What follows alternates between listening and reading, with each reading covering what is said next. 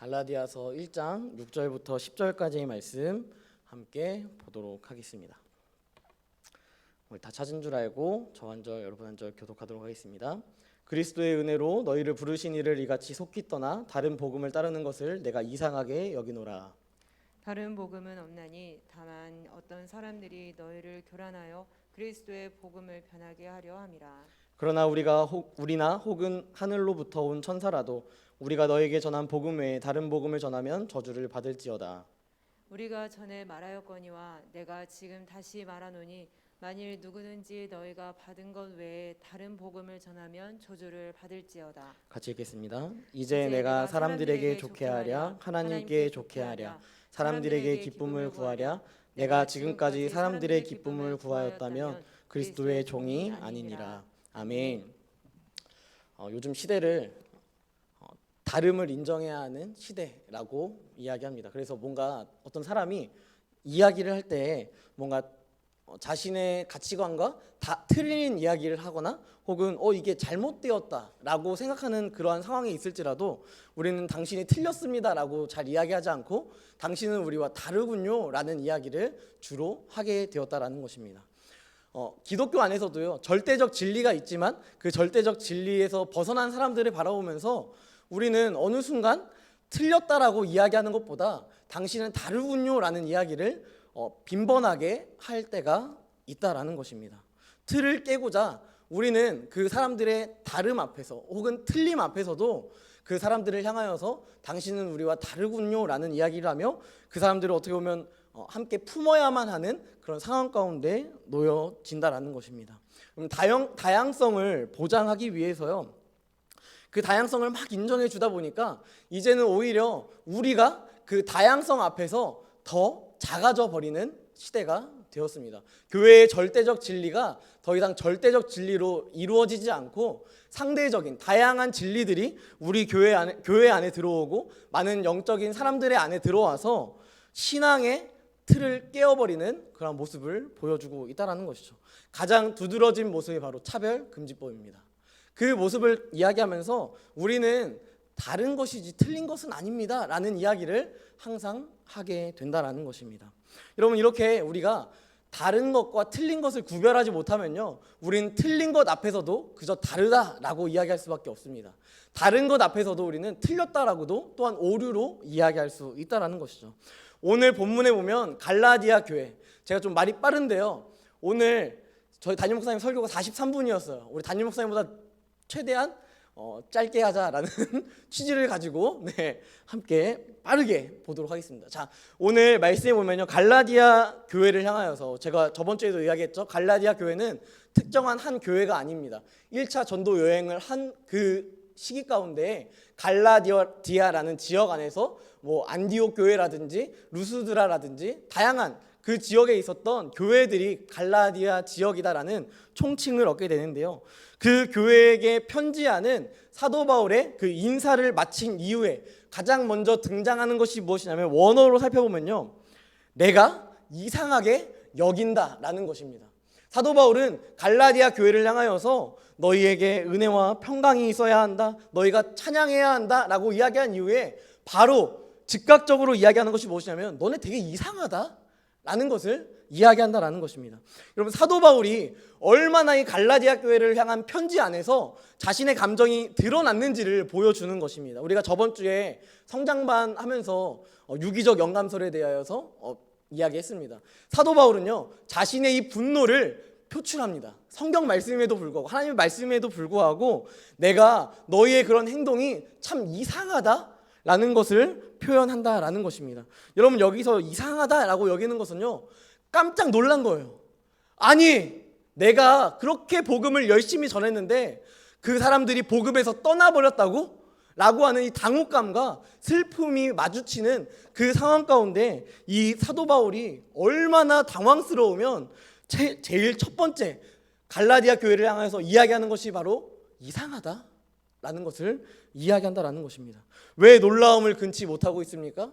그가 이 앞에서 이야기했던 은혜의 두 가지 요소, 하나님의 계획하심과 예수 그리스도의 순종하심으로 말미암아 받은 그 은혜, 그 은혜만으로 충분한 삶을 살아가야 하는데 그 은혜가 갈라디아 교회 안에 사라져 가고 있는 그러한 모습이 발견되고 있었다라는 것입니다. 우리가 은혜를 너무 쉽게 생각할 수 있습니다. 값없이 주어진 은혜이기 때문에 값이 없다? 그러면 좀 쉽겠네? 조금 편하겠네? 라고 생각할 수 있지만요, 여러분, 사도 바울은 이 편지를 이야기하면서 값없이 받았지만 그 받은 은혜를 간직하는 것은 값을 주어야 한다는 것 또한 사도 바울은 이야기하고 있다라는 것입니다. 여러분, 이 단순히 은혜에서 떠난 것뿐만 아니라요, 이 갈라디아 교회는 자신들을 부르신 하나님을 떠나버렸습니다. 그것도 속히 떠나버렸습니다. 여러분, 여기서 나오는 속히 떠났다라는 것은요, 거의 절교예요. 더 이상은 절대 안 볼 것처럼 확 뒤돌아서는 그러한 모습이 바로 속히 떠났다라는 것을 이야기한다라는 것입니다. 갈라디아 교회가 그렇게 하나님의 은혜 가운데, 하나님의 영광 가운데 놀라운 은혜를 받았지만 그 은혜를 어느 순간 아주 속히 떠난, 완전히 뒤돌아버린 그러한 모습을 보여주고 있다라는 것입니다. 하나님과 또한 예수 그리스도와 나뉘어지는 그러한 모습을 이 교회들이 보여주고 있다라는 것이죠. 갈라디아 교회 사람들은요, 다소 억울했을 수 있습니다. 여러분, 인간은요, 누구나 종교성을 띱니다. 누구나요, 살면서 종교성을 가지고 살아갑니다. 무교라고 하겠지만 그 사람도요, 누구나 종교성을 띄어요. 무교 자체도 종교성을 띄는 것입니다. 그러니까 결국은 생각해보면, 여러분, 우리가 아이로 태어나서, 처음에 태어나서 태에서 딱 태어났을 때 우리가 응애 하면서 막 울지 않습니까? 그렇게 울다가 결국은 나를 생존하게 하는 사람, 나를 살게 하는 사람이 엄마라는 걸 알아요. 이 엄마라는 걸 아니까 그 엄마를 의지합니다. 이게요, 사람의 종교성이래요. 사람의 종교성으로 엄마 하면서 마치 우리 2부 예배 드리는 청년분들은 아시겠지만, 우리 윤성이가 우리 박 집사님 엄청나게 이렇게 좋아해가지고 막 울어요. 계속 보고 싶다고. 이런 모습처럼 사람의 종교성이 무엇이냐면, 엄마가 안 보이면 막 우는 거예요. 엄마 없으면 안 돼 라는 그런 마음을 가지고 막 우는 이 모습 자체가 종교성을 띈다라고 이야기하는 것입니다. 그러니까 여러분, 인간은 태어났을 때부터 생존을 위해서 종교성을 띌 수밖에 없는 그러한 존재로 태어났다라는 것입니다. 여러분, 이렇게 종교성을 갖고 태어난 이 갈라디아 사람들이요, 지금 예수 그리스도의 복음 플러스 할례와 율법을 지키는 것, 이것을 통하여서 그리스도의 은혜에서 떨어져 나간 그러한 모습을 지금 이들이 보여주고 있다라는 것입니다. 여러분, 갈라디아 교회 사람들이 율법을 지키는 것이 여러분 쉬웠을까요? 여러분, 이방 사람들이요, 이 갈라디아 지역에는 이방 사람들이 주로 있었잖아요. 이방 사람들 안에, 이방 그 문화권 안에서 율법이라는 그 틀을, 613개나 되는 그 율법의 언약들을 다 지켜 행하는 것은 쉬운 일이 아닙니다. 유대인들은 지네들끼리 살잖아요. 그러니까 이 613개 지키는 것이 보다 쉬웠을 거예요. 야, 너 그렇게 하면 안 되는 거 아니었어? 613개 중에 뭐 몇 번째 이거 있잖아. 너네 제대로 지켜라 라고 이야기하면서 서로가 서로를 코치해주고 서로가 서로에게 율법 잘 지켜야지 라는 이야기를 막 하겠지만, 여러분, 이방인들이 이 613개 얼마나 생소하겠어요. 613개가 얼마나 낯설겠습니까? 그런데도 불구하고 자신이 종교성을 가지고 하나님을 사랑한다, 예수님을 사랑한다라는 그 이유를 가지고 율법을 지켜 나아가는 것이 이방인들, 예수를 믿지 않는 이방인들이 보기에는요, 되게 무식한 방법이었어요. 되게 말도 안 되는 방법이었고요. 저 왜 저러고 살지? 라는 모습이 있었다라는 것입니다. 여러분, 게다가 이 613개 중에 하나는 주일, 이 안식일 날요, 아무것도 안 하는 거예요. 근데 이방인들은 안식일에 뭐 우리가 잘 알잖아요. 주일날 매출이 제일 많이 올라가지 않습니까? 주일, 토요일 이런 공휴일 이런 휴일날에 얼마나 많이 매출이 올라갑니까?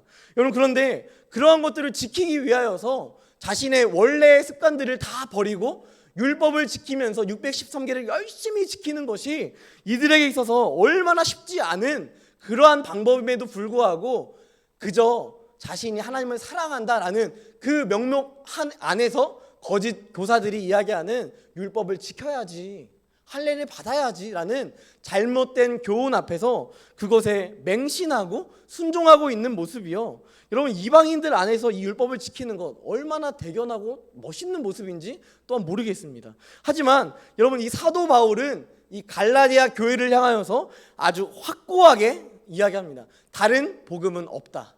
다른 복음은 없다라는 것을 이야기합니다. 하나님과 예수 그리스도의 계획하심, 순종하심, 그것으로 말미암아 우리에게 허락하신 은혜 외에는 아무것도 너희가 구원을 얻을 수 있는 방법이 없다라는 것을 계속해서 이야기하고 있다는 것입니다.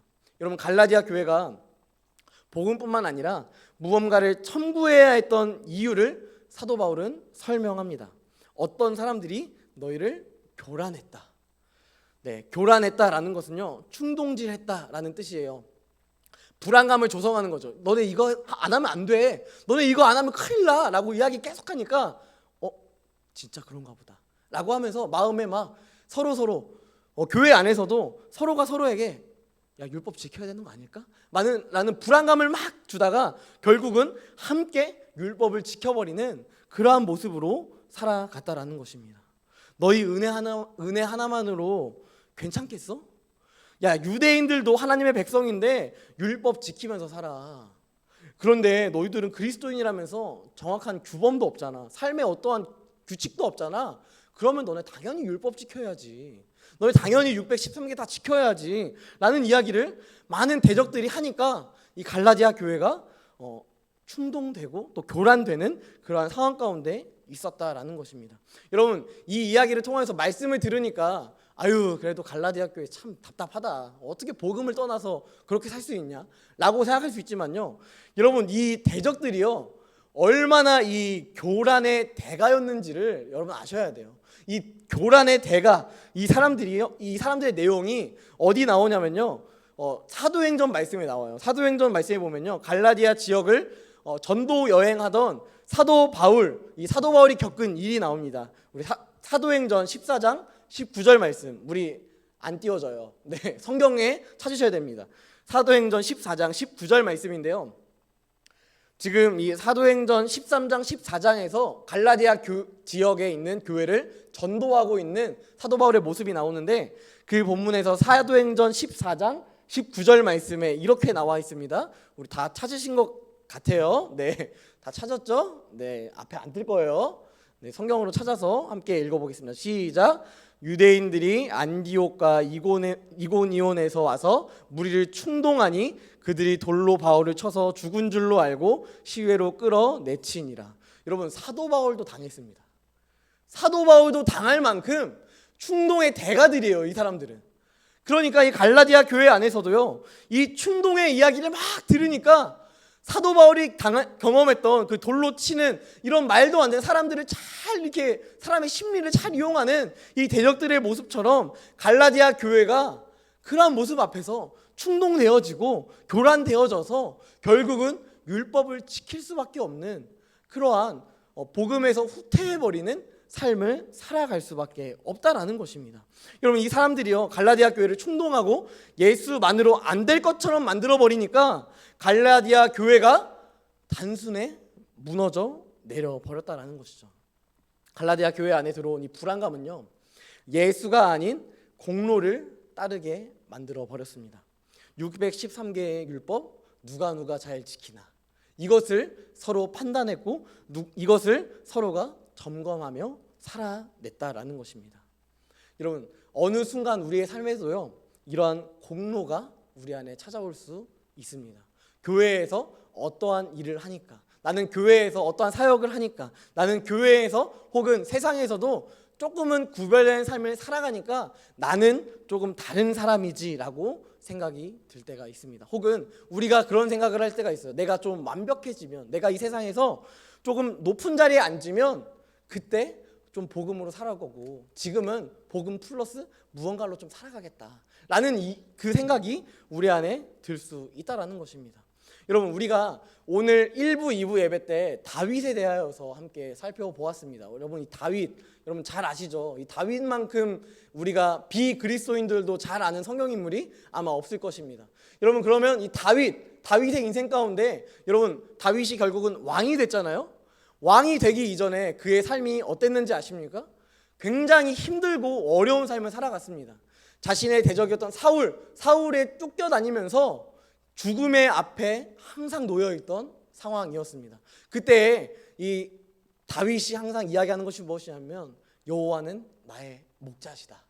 이것을 계속해서 상기했고요. 또한 대적 앞에서 어려운 상황 앞에서 하나님 나를 지켜주세요라고 하나님을 의지하는, 복음만 의지하는 그러한 삶을 살아갔습니다. 여러분, 그런데 이 사람이요, 이 다윗이 왕이 되었을 때 범죄했습니다. 여러분, 결국 우리는 높은 자리에 앉으면 당연히 복음도 잘 따를 수 있을 것이다라고 생각하지만, 여러분, 오히려 높은 자리에 앉는 그 순간부터 우리는 복음을 따르는 것이 아니라 복음에 뒤처져서 복음이 아닌 다른 것에 더 목숨을 걸고 살아간다라는 것입니다. 사랑하는 청년 여러분, 저는 여러분에게 이 이야기를 꼭 하고 싶습니다. 우리의 영적 싸움, 이 악한 세대는요, 우리를 결코 소극적으로 공격하지 않는다라는 것입니다. 우리를 누구보다요 적극적으로 공격합니다. 적극적으로 공격합니다. 여러분들이 예수 그리스도의 은혜로 충분한 삶을 살아가지 못하면요, 환경은 우리를 충동질합니다. 우리를 교란으로 일으킵니다. 우리가 간직한 보화와 같은 이 복음을요 계속해서 변하게 만들어요.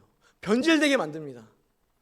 2000년 전에 있었던 이 복음에 대한 싸움이요, 지금 우리의 삶에서도 똑같이 그렇게 등장한다라는 것입니다.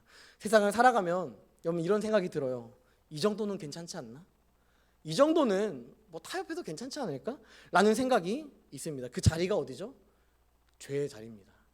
여러분, 죄의 자리에서 우리는요 충동질하는 이 대적들의 말, 야, 이 정도는 괜찮아. 야, 하나님도 다 이해하실 거야. 야, 이 정도 이해 못하면 하나님도 아니야. 이 땅 만드셨다며, 이 모든 우주를 만드셨다며, 그렇게 넓으신 분이 이 정도도 이해 못하면 진짜 쫌생이지. 괜찮아. 죄 지어. 우리에게 이렇게 충동질 한다라는 것입니다. 여러분, 그때 우리의 반응이요 갈라디아 교회처럼 이 교란하는 모습을 보일 수 있다라는 것입니다. 이 정도는 괜찮겠지. 이 정도 죄는 뭐 다 괜찮잖아. 여러분, 그런 생각이 들 때 반드시 기억할 것은요, 그 한 번의 연약함이요 여러분이 지금 가진 이 복음을 변질되게 만들어 버린다라는 것입니다. 여러분, 이 말씀 가운데 1장 말씀 가운데 7절 말씀, 그리스도의 복음을 변하게 하려 함이라 라고 이야기합니다. 여러분, 이 변화는요 아주 극단적인 변화입니다. 마치 하얀 물이 검정색 물로 변화되는 것, 흰색이 검정으로 변화되는 것, 아주 극단적인 변화고요. 또한 복음으로 치면요 생명에서 죽음으로 옮겨지는 것입니다. 빛이요 어둠으로 옮겨진다라는 것입니다. 그렇다면 어떻게 우리가 다시 이 어둠뿐인 세상 가운데 빛을 발하지 못하는 우리의 연약함이 있지만 그 연약함 속에서 그저 어둠으로만 사는 것이 아니라 빛의 자녀로 우리가 다시 살아갈 수 있겠습니까? 그럼 다른 복음이 아니라 믿음의 주요 온전케 하시는 예수 그리스도의 그 복음, 십자가의 사랑, 부활의 소망을 품어야 한다라는 것입니다. 그리스도의 사랑에서 그 무엇도 우리를 끊을 수 없기 때문입니다. 그렇다면 그 끊을 수 없는 사랑을 신뢰하는 하루가 되어야 한다라는 것입니다. 여러분, 우리는 결코 그리스도의 사랑에서 끊어질 수 없습니다. 왜냐? 그분이 우리를 복음으로 구입하셨기 때문입니다. 그 구입하신 은혜가 우리 가운데 있기에 우리가 다시는 어둠으로 돌아가는 것이 아니라, 검정색으로 돌아가는 것이 아니라, 죽음으로 돌아가는 것이 아니라, 우리가 얻은 생명이 있다면 그 생명을 계속해서 간직하며 복음 안에서 살아가는 귀한 은혜가 있기를 간절히 축복합니다. 여러분, 이 복음에 대한 가치, 그리스도인들은 값없이 받았기 때문에 당연하다라고 생각할 수 있지만요, 이 놀라운 은혜가 얼마나 가치 있는지를 사도 바울은 설명합니다.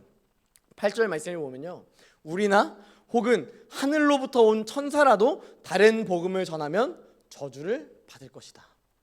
사도 바울은 왜 자신을 천사와 동등되게 지금 이야기하고 있을까요? 여러분, 갈라디아 교회에게 사도 바울은 분명하게 이야기하고 싶어 하는 것 같습니다. 어떠한 것을 이야기하냐면요, 복음이 무엇인가, 그 복음이 무엇인가를 이야기하기 위하여서는 나도 천사도 복음을 훼손할 수 없다라는 사실을 반드시 이야기해야 한다라는 것입니다. 왜냐? 그 복음은요, 피조물에서 나온 것이 아니라 창조주로부터 나온 것이기 때문입니다. 자신도 또한 많은 너희를 교란하는 거짓 선생님들도 또한 천사들이라 할지라도 그들은 다 피조물이기 때문에 그 복음 외에 다른 복음을 전한다면 그것은 거짓되고 잘못된 다른 복음이다라는 것을 사도 바울은 분명하게 이야기한다라는 것입니다.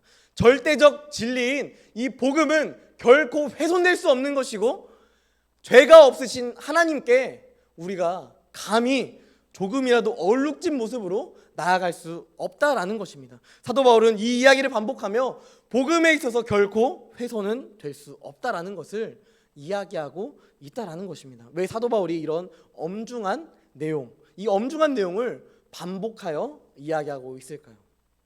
이런 엄중한 표현이요, 바로 자신이 사랑하는 또한 자신보다 더 갈라디아 교회를 사랑하고 있는 하나님의 뜻이기 때문입니다. 이런 엄중한 표현이요, 이 엄중한 표현의 말이 또한 사람의 영혼을 살릴 수 있는 유일한 길이기 때문에 사도 바울은 아주 엄중하고 단호한 목소리로 이야기하고 있다라는 것입니다. 우리는 때로 복음을 위해서 살아가기 위해 엄중하고 단호하게 이야기할 수 있어야 합니다. 그런 상황에서 단호하게 복음을 제시하지 못한다는 것은요, 나를 세우신 이 하나님의 마음을 아프게 하는 것, 그것으로 끝나는 것이 아니라 그 이야기를 반드시 들어야만 하는 하나님이 찾으시는, 여러분에게 맡기신 그 영혼에게 사명을 다하지 않는 그러한 모습이라는 것입니다. 비록 단호한 말이요, 누군가에게 상처를 줄 수 있습니다. 누군가에게 아픔을 줄 수 있고요, 관계가 틀어지기도 하고 실망을 안겨줄 수도 있습니다.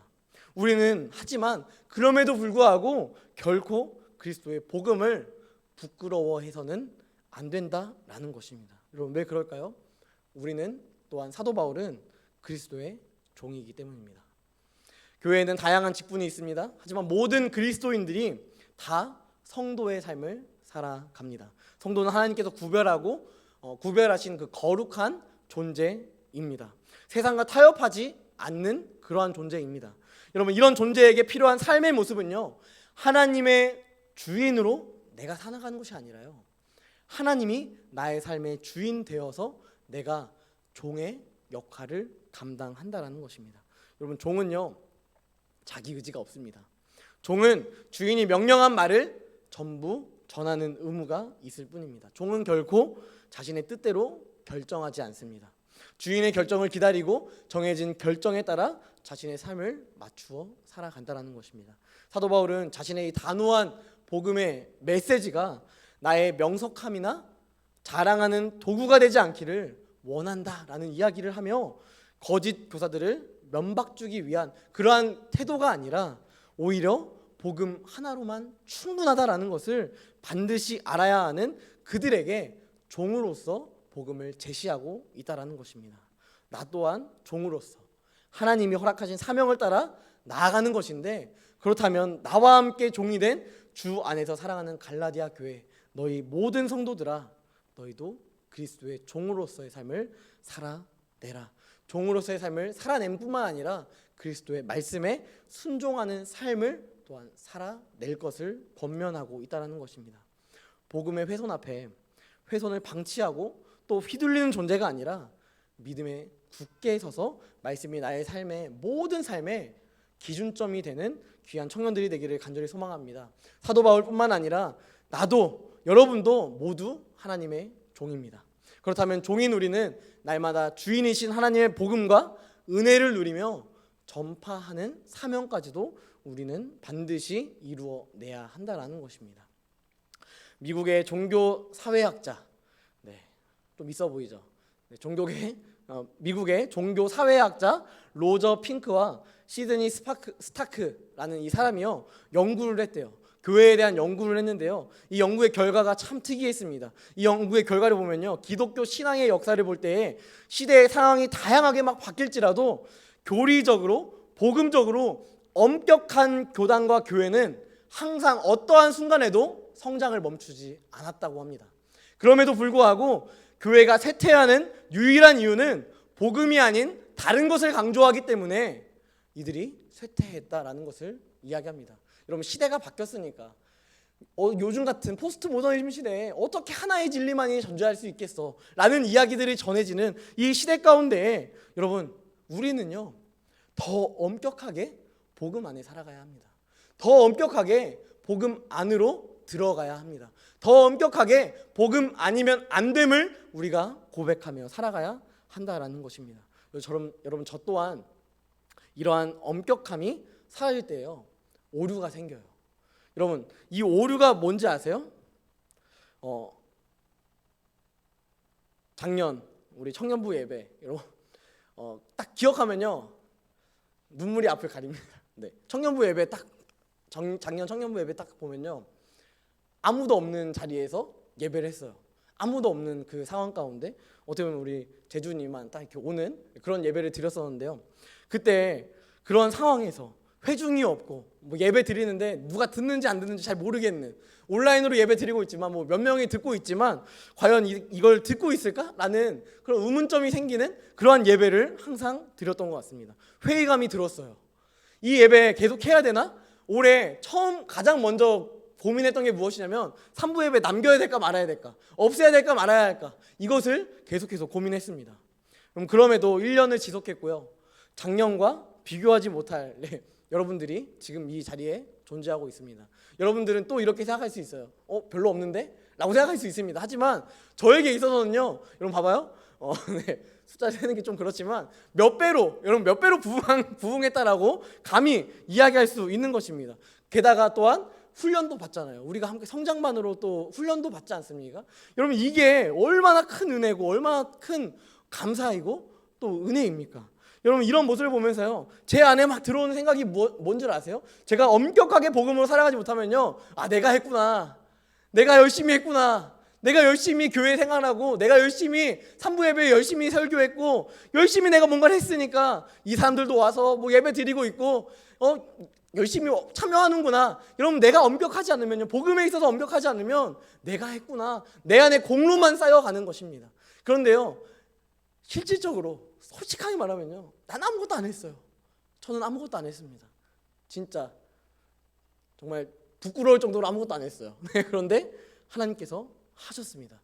그로 인하여서 여러분들이 이 자리 가운데 아마 함께 예배하는 것 같습니다. 여러분, 이러한 상황 가운데요, 우리가 복음에 붙잡혀 있지 않으면요, 우리는 계속해서 변질된 것들에 또한 불안해지고요, 우리 마음 가운데 이거 계속 3부 예배 드려야 되나 말아야 되나, 이 두려움이 우리 안에 막 계속 있으면요, 우리 안에 복음이 절대로 세워지지 않는다라는 것입니다. 여러분, 하나님이 이 3부 예배의 주인 되어주십니다. 3부 예배 가운데 하나님께서 이 예배를 받으십니다. 여러분이 숫자가 있든 없든 이 3부 예배를 하나님께서 기뻐 받으십니다. 하지만 다음 주에도 꼭 나오세요. 네. 하지만 여러분, 제가 반드시 이야기하고 싶은 것은요, 이 예배 가운데 하나님께서 영광 받으시는 것이며 또한 이 자리에 나옴으로 인하여서 여러분은 하나님의 종으로서의 삶을 또한 한 주를 살아낼 수 있다라는 것입니다. 여러분, 말씀을 마무리하겠습니다. 여러분, 복음이면 충분합니다. 여러분, 복음이면 충만합니다. 여러분, 복음 외에 다른 것을 자꾸만 더하려고 하지 마시고요, 복음으로 살아가십시오. 예수로 살아가십시오. 하나님의 그 은혜로 살아가십시오. 그 은혜 외에는 어떠한 것도 우리 안에 필요한 것이라고 여기지 마십시오. 우리 안에 공로로 우리를 세우려고 노력하지 마십시오. 예수로 충분합니다. 예수로 다 이루었습니다.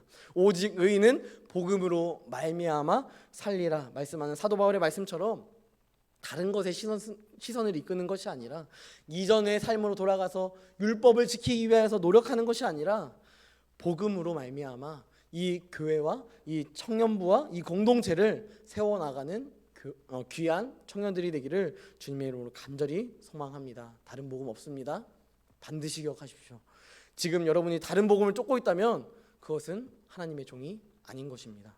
만약 다른 복음을 쫓고 있다면 우리가 다시 한번 복음으로 돌아가서 우리가 경험한 그 은혜, 우리가 경험한 그 놀라운 은혜를 찬양하며 고백하는 시간이 되었으면 좋겠습니다. 이 시간 함께 찬양할 때 우리 은혜라는 찬양을 할 텐데요, 정말 이게 우리의 인생이고 또한 이게 우리가 추구해야 할 삶의 모습인 것 같습니다. 당연한 것이 아닙니다. 값없이 주어졌다 할지라도 당연한 것이 아니라 하나님께서 허락하신 선물입니다. 여러분 이것을 늘 기억하며 함께 찬양하며 나아갔으면 좋겠습니다.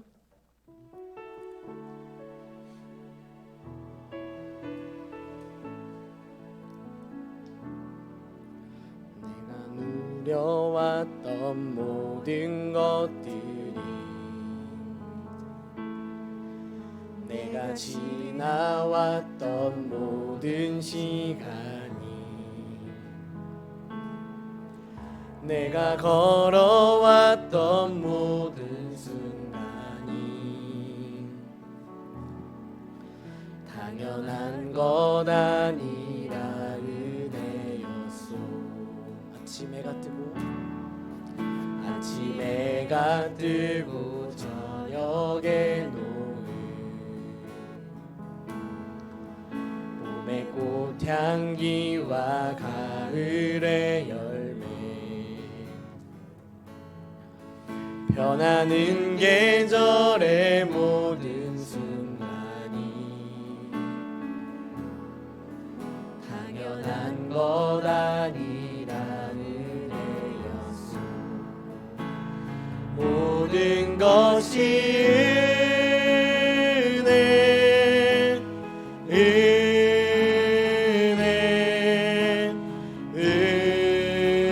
은혜 한없는 은혜 내 삶에 당연한 것 하나도 없었던 것은 모든 것이 은혜 모든 것이 은혜 모든 것이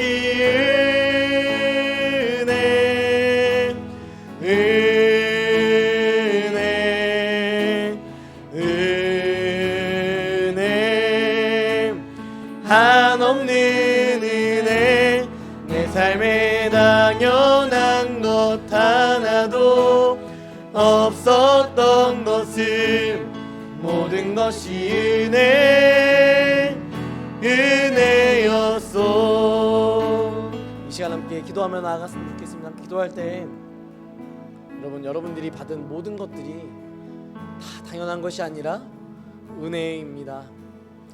여러분들의 삶에 불만이 있고 불평이 있고 또한 은혜 외에 복음 외에 다른 것을 첨부하고 싶은 마음이 들 수 있지만 여러분 우리는 은혜 하나로 복음 하나로 충분한 존재입니다. 하나님께서 우리를 그렇게 부르셨고 또한 복음으로 살아갈 수 있도록 인도하시며 또한 여러분들이 많은 시험과 어려움 가운데 있을지라도 은혜 안에 복음 안에 살아갈 때 그 시험도 뛰어넘을 수 있는 그 평강과 사랑과 놀라우신 역사하심을 하나님께서 우리에게 공급하여 주십니다. 여러분 이것을 반드시 기억하며 이 시간 함께 기도할 때 주님 우리가 은혜로 충분하게 하여 주시옵소서. 하나님 우리가 복음으로 충분하게 하여 주시옵소서. 그래서 그 충분한 은혜가 우리 안에 주어졌사오니 한 주 동안의 삶을 살아갈 때에 우리가 90%의 그리스도인이 아니라 100% 하나님만 의지하는 그리스도인으로 100% 하나님만 신뢰하는 그리스도인으로 복음 외에 다른 것으로는 아무것도 아닌 그러한 존재가 되게 해달라고 우리의 모든 속사람이 모두 다 복음 안에서 세워지는 귀한 은혜가 있게 해달라고 이 시간 함께 기도하며 나아갔으면 좋겠습니다. 함께 기도하겠습니다.